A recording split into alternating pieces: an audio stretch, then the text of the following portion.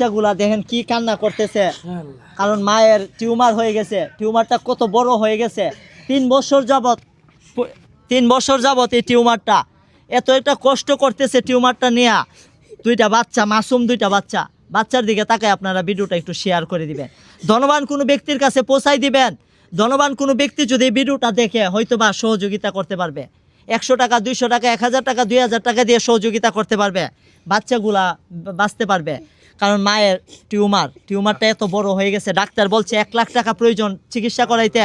টাকার অভাবে চিকিৎসা করতে পারতেছে না, গরিব মানুষ ভাই, এই জন্য ক্যামেরার সামনে আসছে। টাকার অভাবে চিকিৎসা করতে পারতেছে না।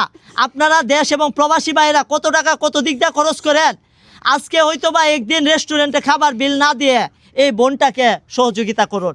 আপনি 50 টাকা 100 টাকা দিয়েও সহযোগিতা করেন, সহযোগিতা করার কারণে এই টিউমারের অপারেশন করানো হবে।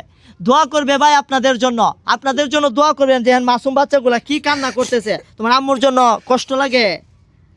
মা আম্মুর জন্য দেখছেন, যদি মার কিছু হয়ে যায় বাচ্চাগুলা এতিম হয়ে যাবে ভাই। এতিম বাচ্চাগুলা এতিম যদি হয়ে যায় ভাই, কে পালবে বলেন বাচ্চাগুলাকে? মার জন্য কি কান্না করতেছে, চোখের পানি ধরে রাখতে পারতেছে না। সবাই একটু সহযোগিতা করুন, এই বোনটার পাশে দাঁড়া। আপনার কত বছর যাবত এই টিউমারটা? 6 বছর। নতুন করে দেয় আবার